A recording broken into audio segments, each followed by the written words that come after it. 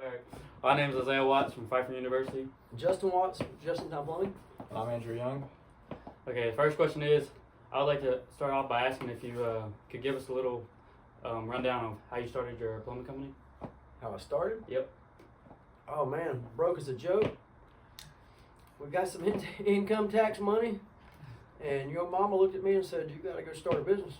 And I was a plumber. We worked a bunch of hours, and literally she pushed me to start it.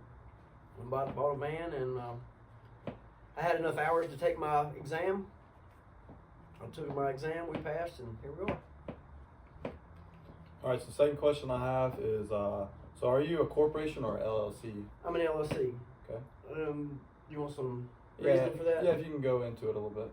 So an LLC for a small business.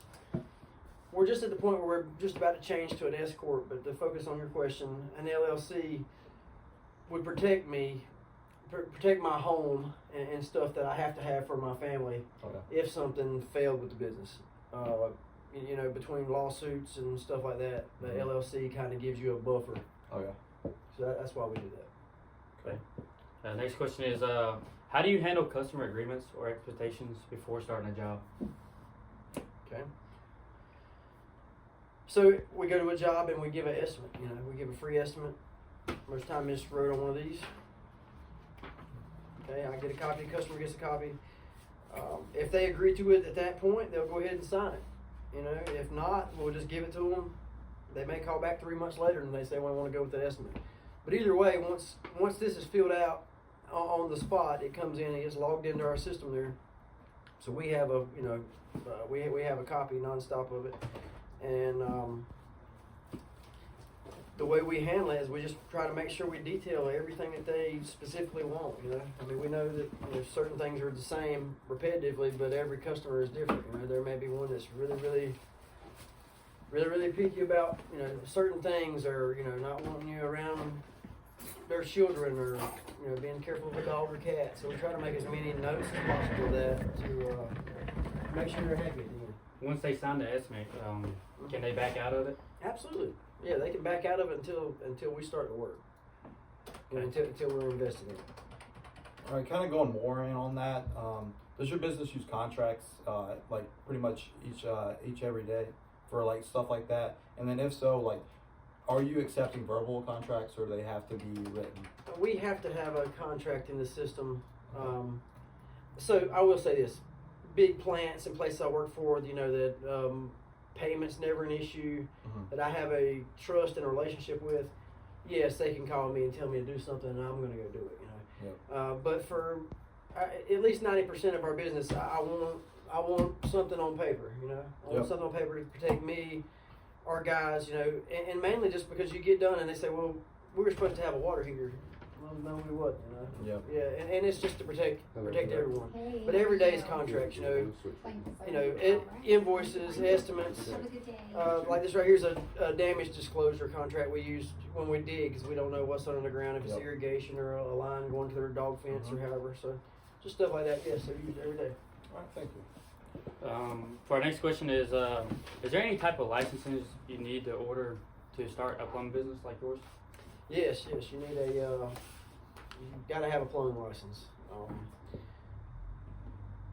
Not that it means anything to you, but to break a trap seal is required to have license, and that's literally just the trap underneath your sink. The less deal. This is my license here.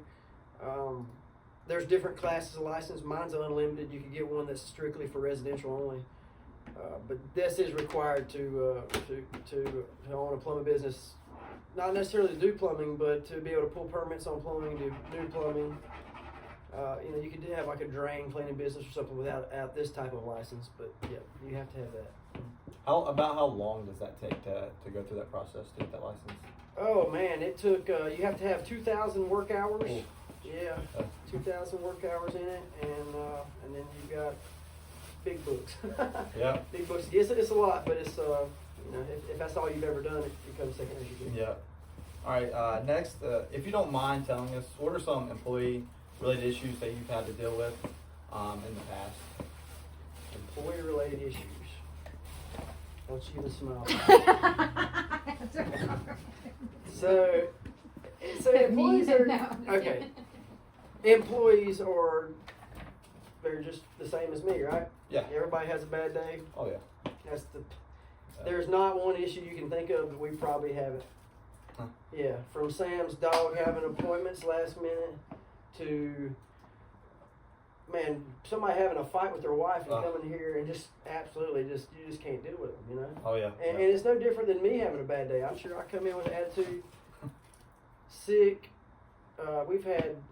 We've had families show up at job sites. We've had all kind of. Yeah. You got anything in mind? We've had. I mean, really, all of it, you know.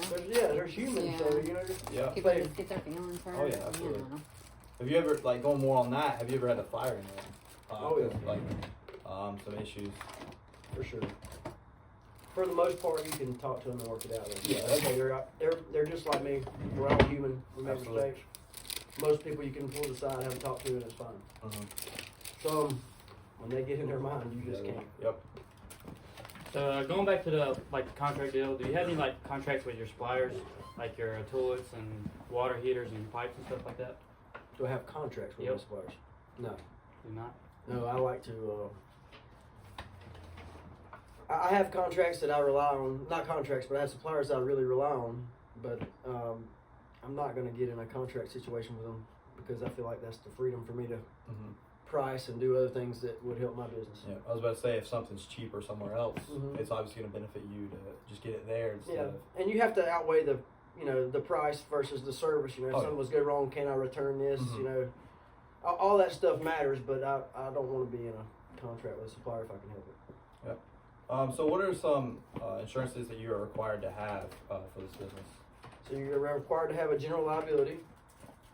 All right. So that would protect homeowners. Mhm. Just say we used to come there and Yep. and would flood their house or something terrible happened, that would protect that. We're required to have a workers' comp. That protects my guys on the job. If Sam was to stump her toe in here, there's all kind of stuff like that. Yep. Yep. Okay. Has there been any point where you've upset a customer and you've been taken to court for legal reasons or anything like that? There's been times I've upset a customer for sure, but we haven't been to court. It was always able to resolve it. And how long have you been in business? 12 years. That's good. So have you ever had any issues with your supplier? Oh yeah. Yeah, at the end of the day, there are people too, they misorder stuff, you know. Whether it be my communication wrong, their communication wrong. When the part shows up and it's wrong, that's the issue, right? Oh, yeah. Especially when we have schedules and timelines set. It's really important for hospitals and commercial jobs. So we all try to double check some of that stuff, but yeah, there's always an issue or an obstacle we get around. Well, I have the question on here. Do you provide written contracts for all your jobs or just a couple of the other jobs? So, yeah, like I said, 90% of our jobs are going to be estimated with a written contract with City Rate. All right, one last question for you. So how many employees do you have working for you at this moment?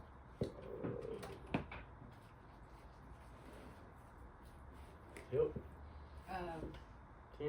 10. 10 right now? Yep. Is So we're it- normally from 10 to 12, 13, somewhere in there. That's Is our this like you said, the average? What's like the most you've had for Uh, one point? 17. 17. Mm-hmm. Is there a limit that you want to have or not have, like a certain amount of employees you don't want to have too less or too many? Oh man, so I am basically bound by that phone there. You know, so I try to have enough to adequately cover my schedule, and it floats. I mean, sometimes you're just absolutely slammed, and you don't want to let anybody go because you had a bad week. But if you Yep. have a bad month, you better start looking at stuff Yep. because you're talking thousands of dollars then. You know. See, I mean, like I think of this job as a supply and demand. It Mhm. all depends on how many people are having these issues. That's it's right. kind of how many people you have to have on the job. Yeah, and fortunately, we work for a lot of plants and stuff that's kind of repetitive work, and Yeah. that helps ensure that we can keep our 10 to 12 people nonstop busy. Yep. But we're a emergency based service company primarily. So we really count on that phone ringing in the morning. You know, there's a lot of days we come in here with not much to do, and by the end of the day, we're give out and worked all day. Yeah. I do have one more question, and when your employees or you go out on a job site, you know, you're digging for lines and stuff. How do you make sure you don't hit like other lines like electricity, power, and Duke? Okay, so we're required to call 811. I'll give you some pictures of what we do. So when we go out to a job to do an estimate, if it's a digging job that's required, we mark that area with white flags. So then I'll come in and I'll ask Sam to call 811. She'll do her magic, and then within 3 working days, everything in that area that we've asked for is located between gas, fiber optic, you know, stuff like that. The only thing that's not marked in that is personal lines, you know, stuff that individuals have put in, whether it be like a power line to a lamp or something like that, and that's where these liability forms kind of help us out on that. So if you do hit it, do you have to cover the cost of it, or who Are you talking take about- cares of it? Are you talking about a personal line from an Yeah, if individual? or someone was business? to mismark it and So if they mismark it, if I call 811 and it's a line like a power line or something big for a neighborhood and they mismark it, there's rules there. So I cannot, when they mark a line, they have a 3-foot variance on either side. Okay, so if I'm using my machine, my backhoe, and I dig in beside that 3 foot and I hit it, it's on me. And if I'm using a shovel or whatever and there's nothing there, that's great. But if I hit that line over here, 10 feet over here, then it's on them. That they'll cover that. Individual homeowner lines, if we hit them, if it's something easy, I'll go ahead and fix it for them. But that's just to keep us from eating a lot of liability there. I think that's all we got for you today. that's all I got Yep. for you. Thank I you. appreciate you for Sweet. your time. Yeah, thank y'all guys. Appreciate it.